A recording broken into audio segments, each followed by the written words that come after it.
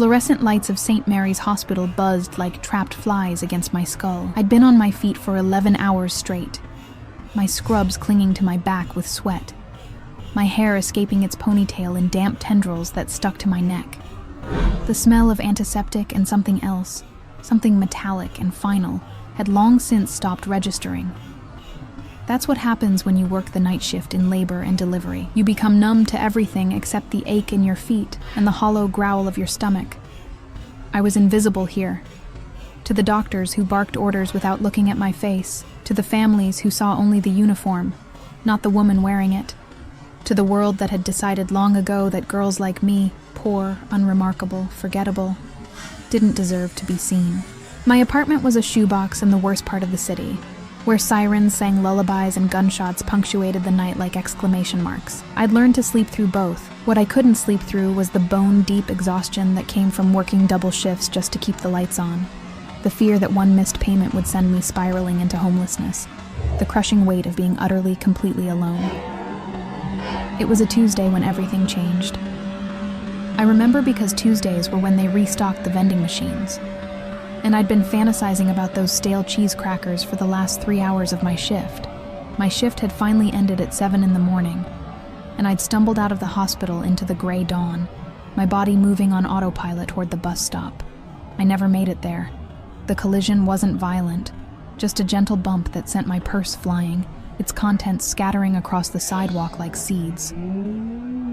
I'd been looking at my phone, checking my bank account and wincing at the numbers, when I'd walked straight into someone. "I'm so sorry, the words died in my throat. He stood there like a monument to everything I wasn't. Tall, impossibly tall, with shoulders that seemed to block out the weak morning sun. His suit was the kind of black that swallowed light, perfectly tailored to a body that radiated controlled power. But it was his face that stopped my heart. All sharp angles and dark eyes that looked at me with an intensity that made my skin prickle with awareness. Behind him, a black SUV idled at the curb, its windows tinted so dark I couldn't see inside. A man in a matching suit stood by the rear door, his hand resting on something beneath his jacket. Watching. "Are you hurt?" His voice was low, textured like expensive whiskey, with an accent I couldn't quite place. Italian, maybe. Or something older, something that spoke of Mediterranean nights and dangerous secrets. "No, I'm fine. I dropped to my knees, scrambling to collect my scattered belongings. My wallet with its 3 crumpled dollar bills, my expired bus pass, the tube of cheap lip balm that had rolled into the gutter. He knelt beside me, and the scent of him hit me like a physical force. Cedar and smoke and something darker, something that whispered of boardrooms and backroom deals and blood on marble floors.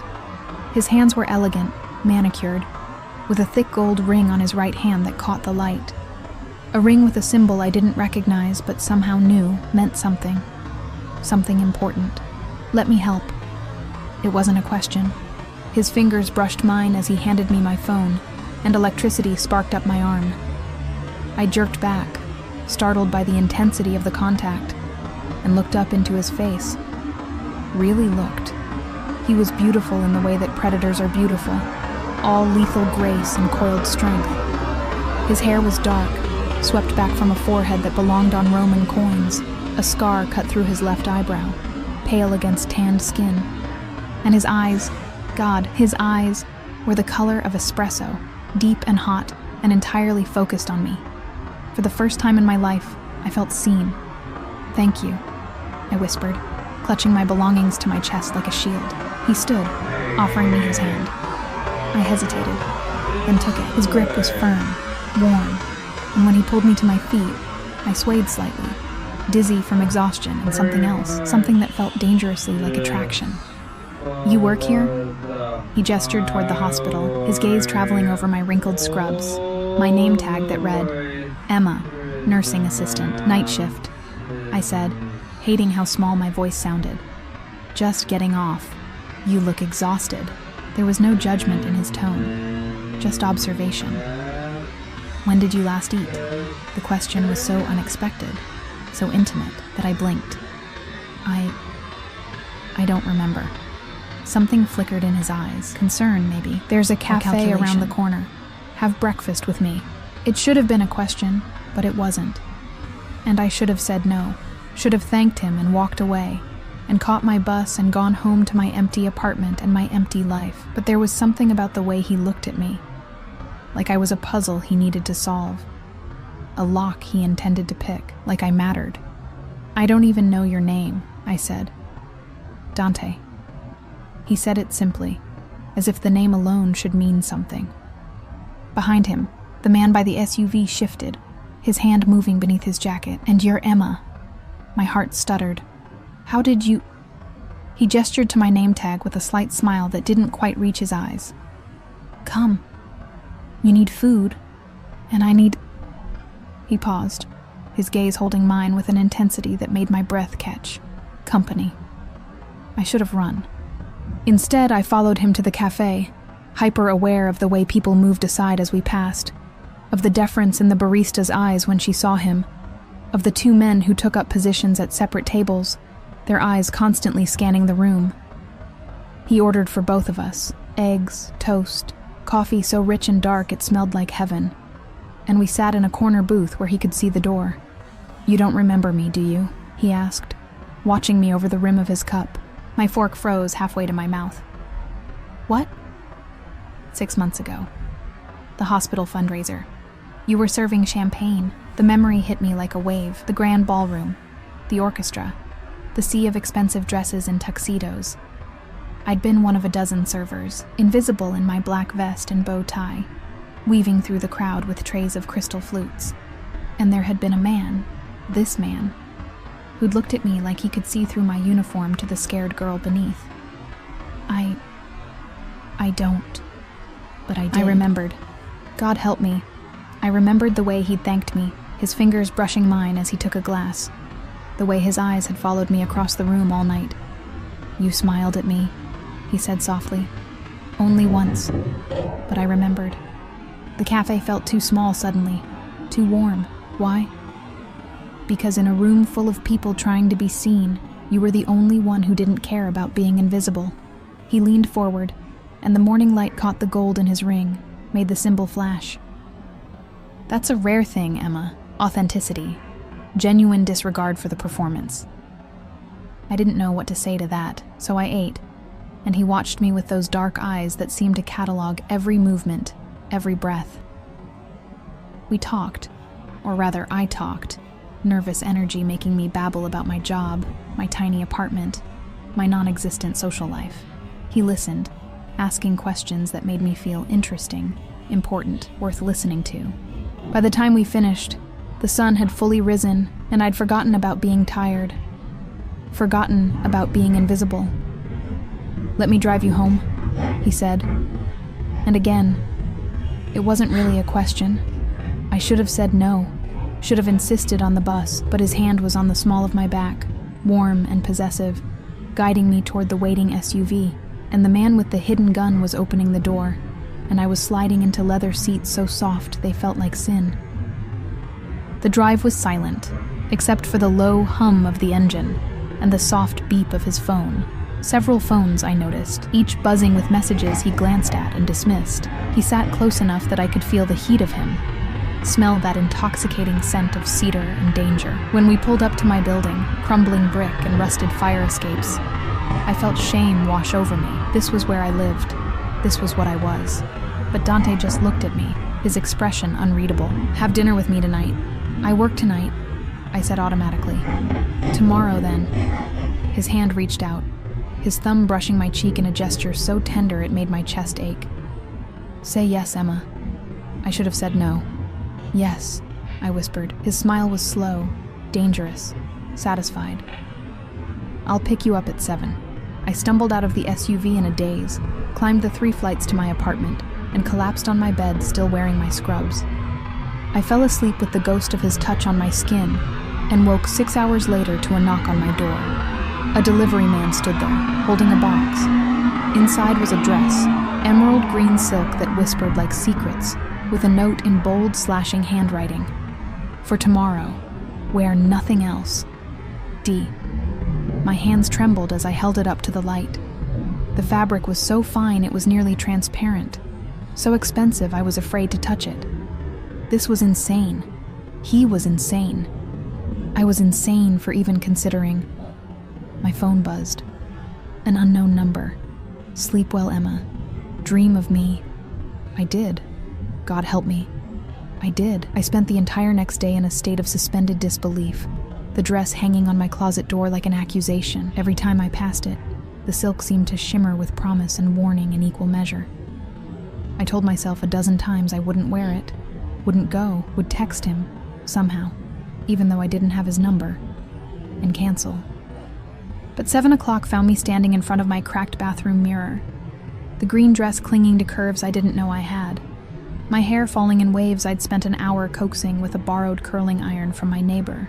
I looked like someone else, someone who belonged in Dante's world. The buzzer rang at exactly 7. Not a minute early, not a second late. My hand shook as I grabbed my worn purse, so pathetically out of place with this dress, and headed downstairs. The SUV was there, sleek and black and impossible to ignore on my garbage-strewn street. But it was Dante standing beside it that made my breath catch. He wore charcoal gray tonight, the suit somehow both casual and devastatingly formal, his white shirt open at the collar, to reveal the column of his throat. His eyes tracked over me with an intensity that felt physical, and something predatory flickered in their depths. Beautiful, he murmured, taking my hand and bringing it to his lips. The kiss was barely there, just a whisper of heat against my knuckles, but it sent electricity racing up my arm. Though you ignored my instructions, I blinked. What? His gaze dropped pointedly to my purse, and a smile tugged at his mouth, not quite amused, not quite annoyed. I said, wear nothing else. Heat flooded my face. I need my... No. He plucked the purse from my hands and handed it to the driver, who'd appeared silently at his elbow. Tonight, you need nothing but me. It should have sounded arrogant. Instead, it sounded like a promise. The restaurant was the kind of place I'd only seen in movies, all soft lighting and crystal chandeliers, where the prices weren't listed on the menu because if you had to ask, you couldn't afford it. The maitre d' practically bowed when he saw Dante, leading us to a private room where a single table sat beneath a skylight, the stars beginning to emerge in the darkening sky above. Mr. Salvatore, the maitre d' murmured, pulling out my chair. Everything is prepared as requested. Salvatore.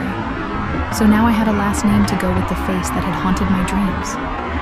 Dante sat across from me, his phone, one of 3 on the table, buzzing softly. He glanced at it, his jaw tightening, then silenced all 3 with a gesture that seemed almost violent. Forgive me. Business has been demanding. What kind of business? I asked, then immediately regretted it when his eyes sharpened. Import and export, he said smoothly, too smoothly. Family business. Very traditional, very Italian, very boring to discuss over dinner. He leaned forward, his elbows on the table in a posture that should have been casual but somehow seemed calculated. Tell me about you instead. How does a woman end up working night shifts at a hospital, living in a neighborhood where the police don't even patrol after dark? The question was invasive, presumptuous, and yet I found myself answering. Maybe it was the wine he'd ordered without asking, deep red and tasting of cherries and smoke. Maybe it was the way he listened, his entire focus on me like I was the only person in the world. Maybe it was just that I was so damn tired of being invisible. I told him about my parents dying in a car accident when I was 19, about the student loans for a nursing degree I'd never finished, about the slow slide from paycheck to paycheck until I'd ended up here, barely surviving, barely living. And yet you smile, he said softly, his hand reaching across the table to cover mine. His touch was warm, possessive, and I should have pulled away, but couldn't seem to make myself move. Why do you smile, Emma, when you have nothing to smile about? Because the alternative is crying, I whispered, staring at our joined hands. His was so much larger than mine, so much stronger, with scars across the knuckles that spoke of violence I couldn't imagine. And I'm tired of crying. Something shifted in his expression, softened and hardened simultaneously. You won't cry anymore, he said, and it sounded like a vow. Not while you're with me, The dinner passed in a blur of courses I couldn't name, each more exquisite than the last. Dante fed me bites from his own plate, his fingers brushing my lips, his eyes dark and hungry as he watched me taste flavors I'd never experienced. The wine kept flowing, and the room kept getting smaller, warmer, until it felt like we were the only two people in existence. "Dance with me," he said, when the dessert plates were cleared. And suddenly there was music, soft, slow, impossibly romantic. He stood, offering his hand, and when I took it, he pulled me against him with a possessiveness that stole my breath. We swayed in the empty room, his hand splayed across my lower back, his other holding mine against his chest where I could feel his heart beating, steady, strong, alive. He smelled like cedar and smoke and something uniquely him, and when he pressed his lips to my temple, I felt my knees weaken. "Come home with me," he breathed against my ear, and every nerve in my body ignited. I've never... God, how could I explain that I was 24 years old and had never done more than awkward fumbling with a boyfriend who'd left when things got hard? "I know," he murmured, his lips tracing down to my jaw. "I can see it in the way you blush, the way you tremble when I touch you. Your innocence is written all over you, Emma. And it makes me want you more." His honesty was devastating. "This is crazy," I whispered. "I don't even know you." "Then get to know me." He pulled back just enough to look into my eyes, and what I saw there was raw, unfiltered hunger. "Spend the night with me. Let me show you what it means to be worshipped." Every rational thought screamed at me to refuse, to run, to protect myself from this man who was clearly dangerous, clearly out of my league, clearly hiding things I didn't want to know about. But his hand was in my hair, tilting my head back, and his mouth was a breath away from mine. And I was so tired of being invisible, of being nothing, of being alone.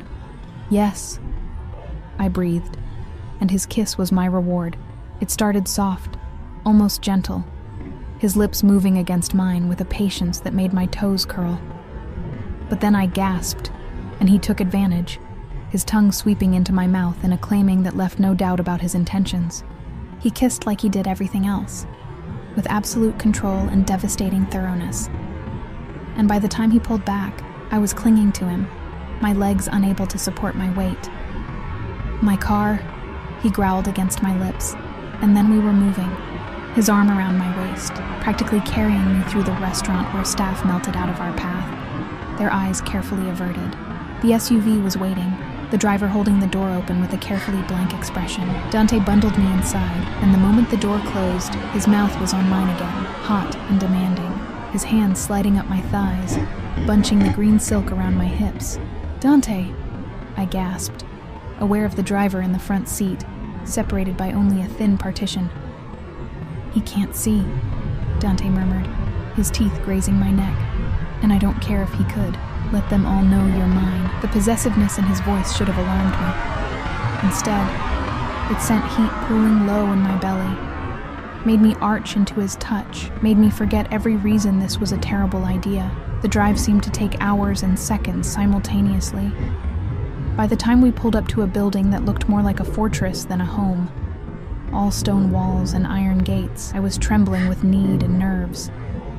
Dante's penthouse occupied the entire top floor, accessed by a private elevator that required a key card and a fingerprint scan. The security was excessive, paranoid even, but I was too dizzy with wine and want to care.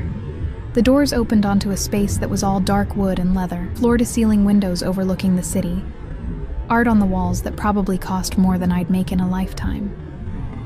But I barely noticed because Dante was pulling me against him, his mouth finding mine again, walking me backward toward a bedroom I glimpsed through an open doorway. "Last chance," he breathed against my lips, his hands framing my face. "Tell me to stop, Emma. Tell me this is too fast, too much.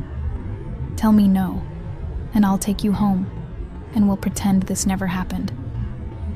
But I didn't want to pretend. For once in my miserable, invisible life, I wanted to be seen, to be wanted, to feel something other than exhaustion and fear and loneliness. "Don't stop," I whispered, and his smile was triumphant and tender all at once.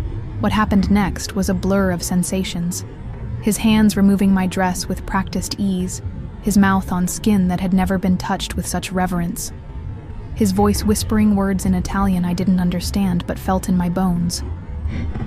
He was gentle despite the hunger in his eyes, patient despite the tension in his body, and when he finally made me his, the brief pain was swallowed by pleasure so intense I cried out his name like a prayer. We moved together in the darkness, the city lights casting shadows across his face, and I saw something in his expression that terrified and thrilled me. Possession, obsession, a hunger that went beyond physical need. He looked at me like I was something precious, something he intended to keep, something that belonged to him and him alone. "Mine," he growled as we shattered together, and I was too lost in ecstasy to argue. Afterward, I lay in his arms, my head on his chest, listening to his heartbeat slow. His fingers traced patterns on my bare shoulder, circles and lines that felt like he was writing his name on my skin. "Stay," he murmured into my hair. "Don't go back to that apartment, that job. Stay here, with me." "I can't," I whispered, reality creeping back in. "I have to work. I have bills, responsibilities. I'll take care of them." His arms tightened around me. "I'll take care of you. You don't even know me. I know enough." He tilted my chin up, his eyes serious in the dim light. "I know you deserve better than what you have. I know you're alone and afraid and too proud to ask for help. I know that from the moment I saw you, I wanted you. And what I want, Emma, I keep." It should have been romantic. Instead, it sounded like a threat, but I was too tired, too satisfied, too wrapped in silk sheets that probably cost more than my rent to protest. So I closed my eyes and let myself drift, telling myself this was just one night, just one perfect, impossible night, and in the morning I'd go back to my real life and this would become a beautiful memory. I was asleep when his phone rang, one of the 3 he'd left on the nightstand. I was asleep when he answered it in rapid Italian, his voice sharp with authority. I was asleep when he made a call that would seal both our fates, but I woke to the gray dawn and an empty bed, Dante's scent still on my skin, and a note on the pillow. "Had to leave. Emergency. Car will take you wherever you want to go. Last night was not enough. I'll find you again. D." I dressed in my wrinkled green dress, took the elevator down where a different driver waited with the same carefully blank expression, and gave him my address. As we pulled away from the fortress, I told myself it was over, done, a beautiful mistake. I didn't know then that I was already carrying his child. I didn't know that 9 months later, everything would change again. 3 months passed before I admitted to myself that something was wrong. The exhaustion I'd blamed on double shifts didn't fade. The nausea that hit me every morning couldn't be explained by bad cafeteria food. And when I missed my second period, standing in the bathroom of my apartment with a pregnancy test trembling in my hands, I watched 2 pink lines appear and felt my entire world tilt sideways. Pregnant. I was pregnant with the child of a man I'd spent one night with, a man whose last name I barely knew, a man who disappeared from my life as completely as he'd entered it. I'd tried to find him. God, how I'd tried. I'd gone back to the restaurant, but they claimed they had no record of a Dante Salvatore. I'd searched online, but the name was too common, and the few images that came up showed men who were either too old or too young, or simply not him. It was as if he'd never existed. Except he had. And now I was carrying proof of that single reckless night. I cried for 3 days straight, then dried my tears and made a plan. I'd have this baby alone, just like I'd done everything else alone. I'd pick up extra shifts, save every penny, and somehow make it work. Women had been doing it for centuries. I could too. But pregnancy was expensive. The prenatal vitamins, the doctor's appointments, the maternity clothes I couldn't afford.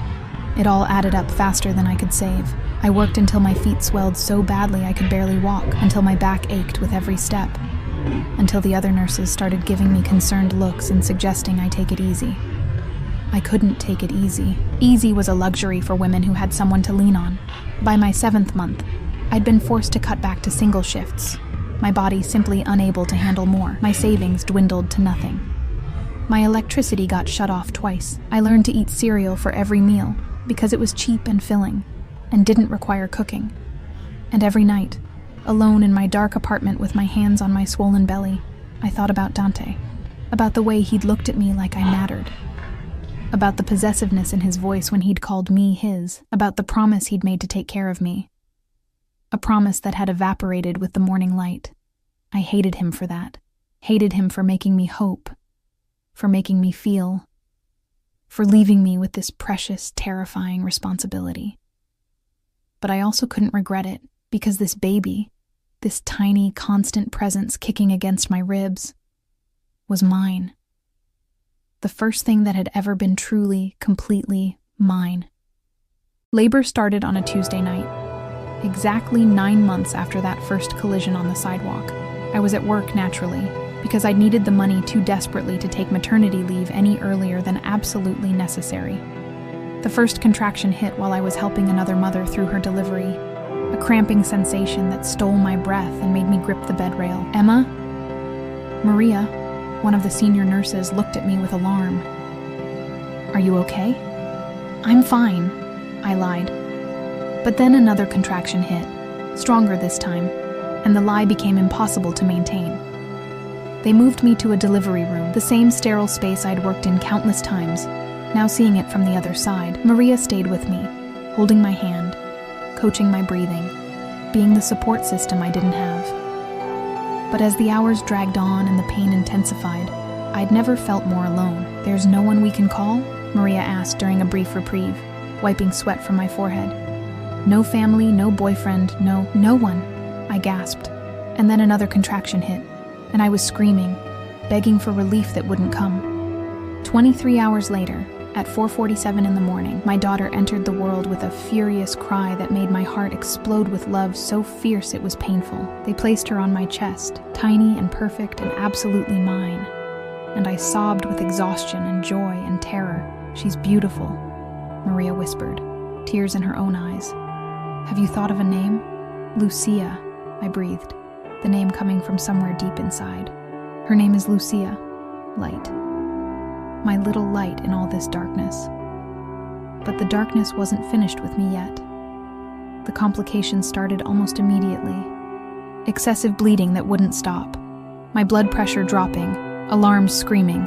Maria's calm voice taking on an edge of panic as she called for the doctor. They took Lucia from my arms, my empty arms, and suddenly there were too many people in the room. Too many hands on my body. Too many urgent voices talking over each other. I heard words like hemorrhage and emergency surgery and possible hysterectomy, but they seemed to come from very far away, filtered through a fog that was rapidly closing in. I was so tired of fighting, of surviving, of being alone. Maybe it would be easier to just let go. Emma, stay with me, Maria's voice cut through the fog. Stay awake. Think about Lucia, she needs you. Lucia. My baby girl with no one but me. I fought. God, how I fought. Through the surgery, through the transfusions, through the touch-and-go hours where apparently I'd nearly died on the table. I fought my way back from the edge because my daughter needed her mother, and I'd be damned if I'd leave her as alone in this world as I'd been. 3 days later, I woke up in a recovery room, my body feeling like it had been torn apart and badly reassembled. Maria was there immediately, her smile bright with relief. You scared us, she said, squeezing my hand. But you're going to be okay. And Lucia is perfect. She's been in the NICU for observation, but she's strong like her mama. I want to see her, I rasped, my throat raw from the breathing tube. Soon, Maria promised. But first, I need to tell you something. There's been a situation.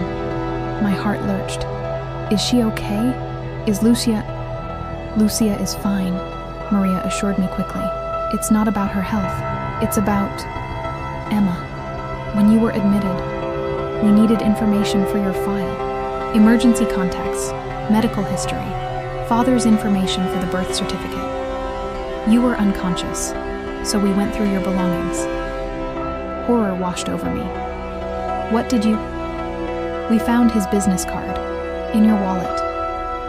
Maria's expression was strange, caught between concern and something that looked like fear. Dante Salvatore. It had his private number on the back. Emma, do you know who he is? The name hit me like a physical blow. "You called him," I whispered. "Oh God, you called him. We had to. We were dying, and there was a baby, and we needed Emma. He's on his way. He's been on his way since we called him 3 days ago. Apparently he's been searching for you for months." The room spun. No, you don't understand. He can't. I don't want..." But it was too late. Because at that moment, the door opened, and Dante Salvatore walked into my room like an avenging angel. His face a mask of fury and fear, and something that looked dangerously like relief. He looked exactly as I remembered, tall and powerful and devastating, but there was something different about him now. Something harder, darker, more dangerous. He wore black again, his suit immaculate despite what must have been hours of travel. But his jaw was shadowed with stubble and his eyes were wild. Behind him came the security, 2 men who positioned themselves at the door, their hands inside their jackets, their eyes scanning the hallway with military precision. "Everyone out," Dante said, his voice low and deadly calm. "Now." Maria started to protest, but something in his expression made her reconsider. She squeezed my hand once more and fled, leaving me alone with the father of my child. For a long moment, Dante just stared at me, his chest rising and falling with barely controlled emotion. Then he moved, crossing the room in 3 strides, his hands framing my face with a gentleness that contradicted the violence in his eyes. "You had my child," he said, and it sounded like an accusation and a prayer combined. "You were pregnant with my daughter, and you didn't tell me. I couldn't find you," I whispered, tears streaming down my face. "I tried, Dante. I tried so hard, but you'd disappeared, and I thought you didn't want..." "Didn't want?" The word came out like a gunshot. His thumb wiped away my tears, but his hands were shaking. "Emma, I have been searching for you for 9 months. 9 months of hiring investigators, of checking every hospital in the city, of going mad wondering where you were, if you were safe, if you'd forgotten me as easily as I couldn't forget you. You left," I sobbed. "You left me a note and disappeared. I left because I had to handle a situation that required my immediate attention. A situation that, if not handled, would have put you in danger." His forehead pressed against mine, and I felt him trembling. "I came back 6 hours later, and you were gone. The driver said he'd taken you home, but when I went to your building, the landlord said you'd moved, left no forwarding address. I thought, God, Emma, I thought you'd run from me. I didn't move," I whispered. "I've been in the same apartment the whole time." His eyes closed, and I saw raw pain flash across his face. "Different building. You must have given him the wrong address, or he misheard, or... It doesn't matter. What matters is that you're here, alive, and I have a daughter who is 3 days old, and I've missed..." His voice broke. "I've missed everything. Dante, where is she?" He pulled back, his eyes burning into mine. "Where is Lucia?" The fact that he already knew her name made my chest ache. "The NICU. She's in the NICU for observation, but she's healthy, strong." He was already moving, striding to the door, barking orders in Italian to his security. Within minutes, I was being transferred to a wheelchair against every hospital protocol, and wheeled toward the NICU with Dante's hand on my shoulder like a brand. The NICU staff tried to stop him, but one look at his face and they stepped aside. Hospital security was called, but Dante's men dealt with them with quiet efficiency while he stood at the viewing window, staring at the tiny infant in the second isolette from the left. "My daughter. Our daughter. She has your eyes," I whispered, wheeling closer. "And your nose. She's... Dante, she's perfect." He didn't respond. He just stood there, frozen, staring at Lucia with an expression that made my heart crack open. Then, without asking permission, without following protocol, he pushed through the NICU doors, my wheelchair following in his wake, and approached our daughter's isolette. His hands were shaking as he reached in, as he touched her tiny fist with one finger. Lucia's fingers closed around his instinctively, and I watched Dante Salvatore, this man who radiated power and danger, break apart completely. "Mine," he whispered, tears streaming down his face. My daughter. My family. And I realized, with terrible certainty, that nothing would ever be the same again. Dante didn't leave the hospital. For 3 days, while I recovered and Lucia grew stronger, he maintained a constant presence. He moved me to a private suite, the kind reserved for celebrities and politicians, with round-the-clock nursing care and security posted at every entrance. He brought in specialists to examine both of us, the best doctors money could buy, their deference to him absolute and slightly terrifying. And he barely left Lucia's side. I watched him through the glass of the NICU, this powerful man reduced to helpless adoration by an infant who weighed barely 6 pounds. He'd stripped off his jacket, rolled up his sleeves, and learned to change diapers with the same focused intensity he probably applied to whatever import-export business he ran. The nurses taught him to bottle feed, and I watched him cradle our daughter with hands that trembled, whispering to her in Italian, making promises I couldn't hear, but somehow knew were absolute. He hasn't slept, Maria told me on the second day, bringing me lunch I couldn't eat. His men brought him fresh clothes, but he won't leave long enough to shower. Emma, I know this isn't my place, but who is he? Really? I wanted to say I didn't know, but that would have been a lie. Because in those 3 days, I'd done what I should have done 9 months ago. I'd researched Dante Salvatore. What I found made my blood run cold. He wasn't just wealthy. He wasn't just powerful. Dante Salvatore was the head of one of the largest organized crime families on the East Coast, a man whose name was whispered in connection with everything from legitimate real estate empires to decidedly illegitimate activities that made my nurse's training scream in horror. There were articles about federal investigations that went nowhere, prosecutors who mysteriously dropped cases, witnesses who disappeared. He was dangerous, possibly evil, definitely not someone who should be anywhere near my daughter. And yet, when he looked at Lucia, I saw something in his eyes that I recognized. The same desperate love I felt, the same fierce protectiveness, the same willingness to burn the world down to keep her safe. On the 4th day, the doctors cleared us for discharge. I was healing well, Lucia was thriving, and it was time to go home to my tiny apartment with its broken heater and questionable electrical wiring. Time to face reality. Dante had other plans. You're not going back there, he said, standing in my room with his arms crossed, his expression brooking no argument. Behind him, his security watched the hallway with their usual vigilance. Excuse me? I struggled to sit up, my body still sore from surgery. I live there. It's my home. It's a death trap in a war zone. His voice was flat, factual. The building has code violations going back 15 years. There's black mold in the walls. 3 people were shot on that block last month alone.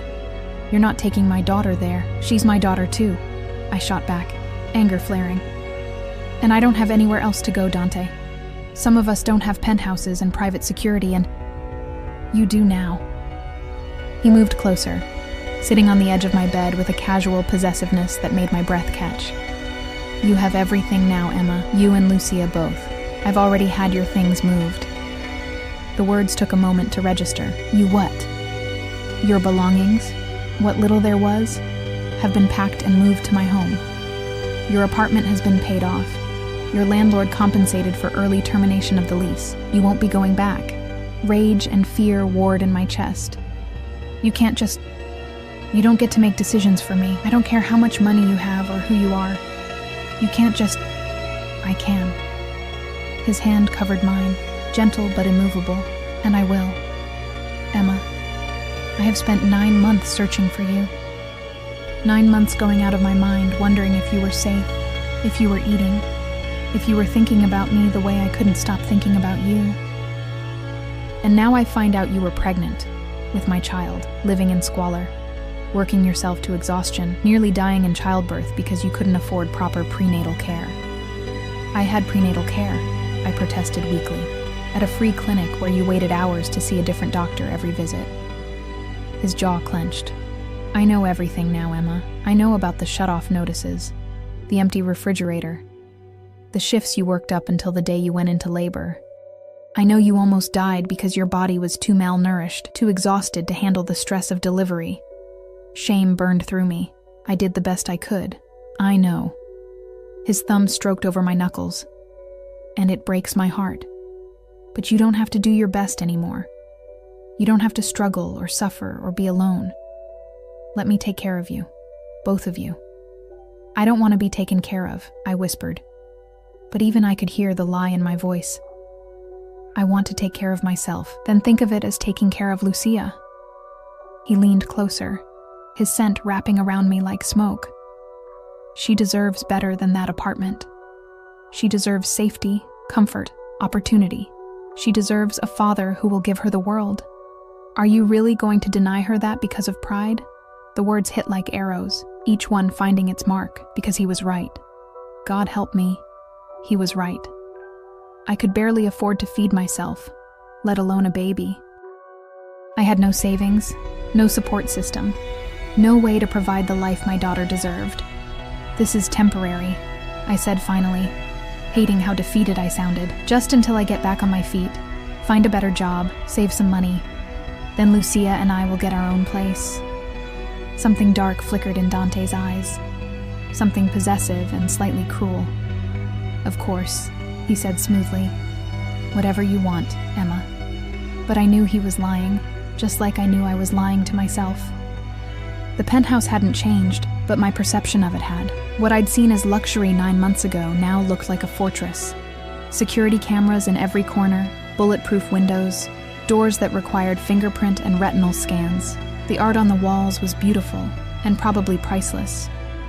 But I couldn't shake the feeling that some of it had been purchased with blood money Dante had prepared for us. A nursery had been set up in the room next to his bedroom, all soft creams and gentle blues, with a crib that probably cost more than my annual salary, and a rocking chair positioned perfectly to catch the morning light. There were clothes in the dresser, diapers and formula stocked in quantities that suggested he'd bought out an entire store, toys and books and everything a baby could possibly need. When did you do all this? I asked, standing in the doorway with Lucia sleeping in my arms. While you were in surgery. He came up behind me, his presence warm and overwhelming. I called my sister, told her I had a daughter, and she handled everything. She wants to meet you both when you're ready. The casual mention of family made my stomach clench. Does she know that you're the woman I've been searching for? Yes. His hand settled on my lower back, familiar and possessive. Does she know we're not married, that we barely know each other? Also yes. She's concerned. But she'll love you once she meets you. Dante, I don't think you should rest, he interrupted, gently guiding me toward the rocking chair. You're still healing. Let me take her. Before I could protest, he'd lifted Lucia from my arms with practiced ease, cradling her against his chest like she was made of spun glass. He sat in the chair with her, rocking gently, his huge frame somehow perfect for this small, tender task. Go, he said softly, not looking away from Lucia's sleeping face. Shower, eat, sleep in a real bed. I have her. I wanted to argue, to insist I was fine, but my body betrayed me with a wave of exhaustion so profound I swayed on my feet. Dante's eyes flicked to me, sharpening with concern. Now, Emma, it wasn't a request. The master bedroom was exactly as I remembered, all dark wood and masculine elegance, dominated by a bed that could sleep 4. Someone had laid out clothes for me, expensive things with tags still attached, all in my size. In the bathroom, I found luxury skincare products, plush towels, and a shower with enough settings to launch a spacecraft. I stood under the hot water until my skin turned pink, washing away days of hospital smell and fear and exhaustion. When I finally emerged, wrapped in a towel that was softer than anything I'd ever owned, I found Dante standing in the bedroom, still holding Lucia. She won't settle, he said, frustration evident. I think she's hungry. Despite everything, I smiled. She's breastfeeding, or trying to. The lactation consultant said it might take time since she was in the NICU, but then feed her. He crossed to me, placing our daughter in my arms. I'll order dinner. It should have been awkward, sitting on Dante's bed in nothing but a towel, nursing our daughter while he made calls in rapid Italian from the doorway, but somehow it felt natural, right? Like this was exactly where we were meant to be. Lucia latched on after a few tries, and the relief was physical. As she nursed, I studied her tiny features, the dark wisps of hair, the perfect bow of her mouth, the way her little hand clutched at my finger like she never wanted to let go. "You're beautiful together," Dante said softly, and I looked up to find him watching us with an expression that made my chest ache. Like a Renaissance painting, Madonna and Child. "I'm hardly a Madonna," I said, trying for levity. "I'm just a girl who made a mistake." His expression darkened. "Don't call her that. Don't call what we created, what we made together, a mistake. That's not what I meant. I meant I struggled to find the words. Dante, this is all so overwhelming. 9 months ago, we spent one night together. One night, and now we're living together, raising a child together, and I don't even know your favorite color or if you like coffee or..." "Blue," he said, moving to sit beside me on the bed. "My favorite color is blue, the exact shade of your eyes when you're about to cry. I take my coffee black, 2 sugars. I hate mushrooms, love opera, and have a scar on my back from a knife fight when I was 17. His hand cupped my face, his thumb stroking my cheekbone. "I know you bite your lip when you're nervous, that you hum while you work, that you have a small birthmark behind your right knee. I know you prefer tea to coffee, that you read romance novels when you think no one's watching, that you cry during sad commercials. How could you possibly? Because I've been obsessed with you since the moment you smiled at me at that fundraiser." His voice was raw, honest. "Because I've spent 9 months learning everything I could about you, because you're mine, Emma, and I take care of what's mine." There was that word again, mine. It should have frightened me, should have sent me running. Instead, it sent warmth pooling through my chest. "Dangerous and addictive. I'm not a possession," I whispered. "No," he agreed, his lips brushing my forehead. "You're my family, and I protect my family with everything I have." Later, after Lucia had been fed and changed and settled in her crib with a baby monitor that probably had military-grade encryption, after I'd eaten the gourmet meal Dante's personal chef had prepared, after exhaustion had finally driven me to bed, I lay in the darkness and wondered what I'd gotten myself into. Dante had insisted I take his bed, while he slept in one of the guest rooms, but I could feel his presence in every corner of the space, his scent on the pillows, his clothes in the closet, his life surrounding me like a cage made of silk and lies. Through the monitor, I could hear Lucia's soft breathing, steady and reassuring. She was safe. She was warm. She was loved. And I was trapped. The thought should have terrified me. Instead, as I drifted off to sleep in sheets that cost more than my old rent, I felt something that might have been relief. Or maybe surrender. I wasn't sure there was a difference anymore. The first week in Dante's penthouse passed in a blur of feedings and diaper changes and sleepless nights that somehow felt less exhausting than my old life. Maybe it was the help, the night nurse Dante had hired despite my protests, the chef who prepared nutritious meals designed to help me heal, the housekeeper who cleaned and did laundry and never made me feel like a burden. Or maybe it was just that I wasn't alone anymore. Dante was there for every middle-of-the-night crying session, every moment of new parent panic when Lucia's breathing seemed too quiet or too fast or just wrong. He'd appear in the nursery doorway, disheveled and beautiful in sweatpants and a t-shirt that did nothing to hide the muscular planes of his body, and take our daughter from my trembling hands with a competence that should have been impossible for someone so new to fatherhood.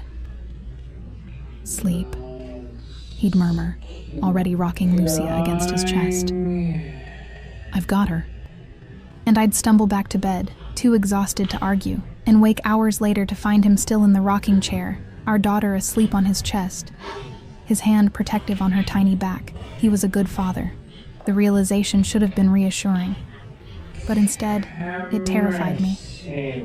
Because the better he was with Lucia, the harder it would be to leave. And I had to leave eventually, didn't I?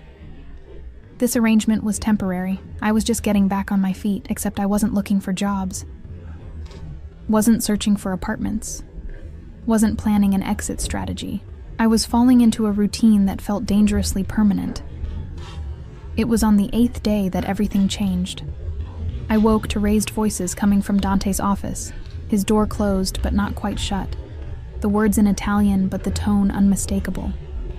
Anger, threat, violence barely leashed. Lucia was with the nurse for her morning feeding, so I crept closer, my heart pounding. Non mi importa quali scuse ha. Dante's voice was ice and rage. He stole from my family. He endangered what's mine. There's only one way this ends. A pause, then. Yes. Tonight, make it clean. I don't want Emma to know. My blood turned to ice water. Whatever Dante was involved in, whatever dark business he conducted behind closed doors, it was worse than I'd imagined. This wasn't just money laundering or illegal gambling. This was murder, spoken about as casually as planning dinner.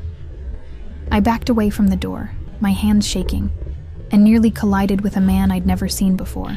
He was older than Dante, with silver at his temples, and a scar that bisected his left cheek. And the gun at his hip wasn't even bothered to be concealed. "Mrs. Salvatore," he said with a slight bow, his English accented. "You should not be listening at doors." We're not, I couldn't form a coherent sentence. The office door opened, and Dante stood there, his expression hardening when he saw me. "Matteo, give us a moment."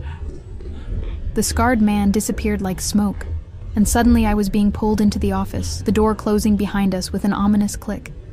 "How much did you hear?" Dante asked, his voice carefully neutral. "Enough." I wrenched my arm from his grip. "Enough to know you're planning to kill someone. Enough to know I've been living with a murderer. Enough to know I need to take Lucia and go where?" He moved closer, and I backed up until I hit the desk. "Back to your apartment that no longer exists? Back to a job that barely paid your rent? Back to being alone and desperate and one emergency away from disaster? Better that than this." I gestured wildly at the office, at him, at everything.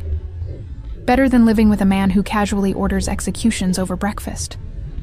The man I'm dealing with tonight kidnapped and tortured a 14-year-old boy to send a message to his father." Dante's voice was quiet, deadly. "He's a human trafficker, Emma. He sells children. And yes, I'm going to kill him. Does that make me a monster in your eyes?" I wanted to say yes, wanted to maintain my moral high ground. But the image of a 14-year-old boy being tortured made my stomach turn. "You're still talking about murder," I whispered. "I'm talking about justice." He cupped my face, forcing me to look at him. "The world I operate in doesn't have courts or lawyers or due process. It has rules. And when those rules are broken, there are consequences. That man broke our most sacred rule. You don't touch children.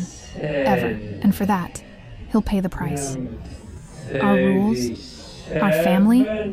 I pulled away from him. "I'm not part of your world, Dante. I never agreed to be." You became part of it the moment you had my child." His expression was implacable. "Like it or not, Emma, you're a Salvatore now. You're under my protection, which means you're also under my authority. And that means accepting who I am and what I do. I never agreed to marry you." "Not yet." The words hung in the air like a threat. "But you will." Before I could respond, his phone rang. One of the three he always carried. He answered it in Italian, his expression darkening with each word. Then he was moving, grabbing a jacket from the closet, checking a gun I hadn't known was there. "Stay here," he ordered, already heading for the door. "Matteo will be outside. Don't leave the penthouse. Don't answer the door for anyone. Don't..." "What's happening?" Fear overrode my anger. He paused at the door, and when he looked back at me, I saw something raw and vulnerable beneath the control. "Someone knows about you and Lucia. They're threatening to target you to get to me. I need to handle this now before..." He stopped, his jaw clenching. "I will keep you safe, both of you. I swear it." Then he was gone, and I was left alone with Matteo stationed outside the door and terror clawing at my chest. The next 6 hours were the longest of my life. I stayed in the nursery with Lucia, holding her close, jumping at every sound. The nurse tried to take her for her nap, but I couldn't let go, couldn't stop thinking about what Dante had said. Someone knows. Someone is threatening us, my daughter. Someone was threatening my daughter because of who her father was. When Dante finally returned, it was nearly midnight. I heard the elevator, the low murmur of voices, then his footsteps approaching the nursery. I looked up from the rocking chair where I'd been keeping vigil, and my breath caught. He was covered in blood. "It's not mine," he said immediately, seeing my expression. "Emma, it's not. I'm not hurt." But I was already moving, laying Lucia in her crib and crossing to him, my hands trembling as I reached for him. He caught my wrists before I could touch his shirt. "Don't. I need to shower first. Change. I don't want her to..." He glanced at Lucia, sleeping peacefully, and something in his expression cracked. "I don't want her to see me like this." I followed him to the master bathroom, watching as he stripped off the ruined clothes, expensive fabric now destroyed, destined for incineration, probably. There were bruises blooming across his ribs, a cut on his temple, evidence of violence even if the blood wasn't his. "Is it done?" I asked as he stepped into the shower. "It's done." He turned on the water, and I watched the blood swirl down the drain, pink and then clear. "They're all gone. The threat is eliminated. You're safe." "For how long?" I leaned against the counter, exhaustion making me bold. How long until the next threat, the next enemy? The next person who thinks they can get to you through us? He didn't answer immediately, just stood under the spray with his head bowed. When he finally spoke, his voice was hoarse. "I can't promise there won't be threats. This life, my life, it comes with dangers I can't eliminate entirely. But I can promise I will die before I let anyone hurt you or Lucia. I can promise that I will use every resource, every connection, every ounce of power I have to keep you safe." That's not enough. Tears streamed down my face. I can't live like this, Dante. Constantly afraid, constantly wondering if today is the day someone comes for us. I can't raise Lucia in a world where her father comes home covered in blood. He shut off the water and stepped out, wrapping a towel around his waist. When he looked at me, his eyes were raw with emotion. "Then what do you want me to do? Walk away? Abandon my daughter? Pretend I don't love you both so much it physically hurts?" The words hung in the air between us. "You don't love me," I whispered. "You barely know me. I've loved you since that first night," he said fiercely, closing the distance between us. "Since before that, if I'm honest. Since you smiled at me at that fundraiser and looked at me like I was just a man, not a monster or a meal ticket or a stepping stone. You saw me, Emma. Really saw me. And I've been yours ever since you left." The old hurt bubbled up. "You made love to me and left before I woke up. Because I'm an idiot who thought he had time to handle one crisis before coming back to claim what was his." His hands framed my face, gentle despite the violence they'd committed hours ago. "I thought I had forever to court you properly, to make you fall for me the way I'd fallen for you. I didn't realize you'd slip through my fingers, that I'd spend 9 months in hell thinking I'd lost you." "You did lose me," I said, but the words lacked conviction. "No." His thumb brushed away my tears. "You're right here. You and Lucia both. My family, my world. And I'm not letting go again. I can't. I'm afraid," I confessed. "Of you. Of this life. Of what it means for Lucia." "Then be afraid," he interrupted. "Be terrified. Be furious. Hate me if you need to. But stay. Stay. And let me prove that I can be what you need. That I can give you and Lucia everything. Safety, security, love, all of it. And if I can't accept what you do, if I can't live with the violence, then I'll find a way to minimize your exposure to it." He pressed his forehead to mine. "I'll keep that part of my life separate from our home. You'll never have to see blood on my hands again. But Emma, I can't change who I am. I can't walk away from my responsibilities to my family, the organization. All I can do is promise to always come home to you." It wasn't enough. It shouldn't have been enough, but when he kissed me, desperate and pleading and full of promises he might not be able to keep, I kissed him back, because I loved him too. God help me. I'd fallen in love with this dangerous, complicated man who killed people and changed diapers with equal competence. Who looked at our daughter like she was the answer to every question he'd ever asked. who looked at me like I was worth dying for. "Marry me," he breathed against my lips. "Not because you have to, not because of Lucia, but because you want to, because you love me even though you shouldn't. Marry me and let me spend the rest of my life proving I'm worthy of you." I should have said no, should have demanded time, space, therapy probably. Should have been the strong, independent woman who didn't need a man, especially not a criminal, to complete her. But I was tired of should, tired of struggling alone, tired of pretending I didn't want exactly what he was offering: protection, partnership, love. "Yes," I whispered, and his smile was blinding. 6 months later, the wedding was small, just family and a few trusted associates. Dante's sister, Sophia, cried through the entire ceremony, clutching her husband's hand, while her 3 children served as flower girl and ring bearers. Matteo stood as Dante's best man, his scarred face softening when he looked at Lucia, who Maria held in the front row. I wore white, a simple dress that felt like armor and vulnerability combined. And when Dante slipped the ring onto my finger, I saw his hand tremble. "You're stuck with me now," I murmured, as we were pronounced husband and wife. "Thank God," he breathed, and kissed me like he was sealing a vow more binding than any legal contract. The reception was held at the penthouse, transformed by Sophia's expert planning into something magical. Lucia wore a tiny dress that matched mine, passed between relatives who cooed over her and spoke rapid Italian that I was slowly learning. Dante kept his hand on my lower back all night, possessive and protective, introducing me as my wife, with a pride that made my heart swell. Later, after the guests had left and Lucia was asleep in her nursery, Dante led me to the master bedroom, our bedroom now, and made love to me with a tenderness that brought tears to my eyes. "I love you," he whispered against my skin. "My wife, my Emma, mine." "Yours," I agreed, and meant it. The life wasn't perfect. There were still nights when he came home late, smelling of smoke and secrets. Still moments when I saw the darkness in his eyes and wondered what he'd done. Still fears that kept me awake, imagining threats I couldn't prevent. But there were also mornings when I woke to find him watching Lucia sleep, his expression soft with wonder. Afternoons when the 3 of us would lie on the floor, letting our daughter crawl between us, her giggles filling the penthouse with light. Evenings when Dante would pull me onto his lap and tell me about his day, the parts he could share, and I'd tell him about mine. We were a family, unconventional, complicated, probably doomed by every standard metric. But we were happy.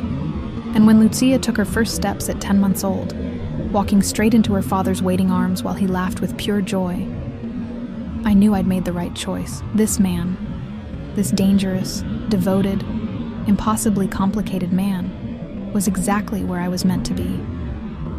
"I love you," I told him that night, lying in the darkness with his arms around me. "I know," he murmured into my hair.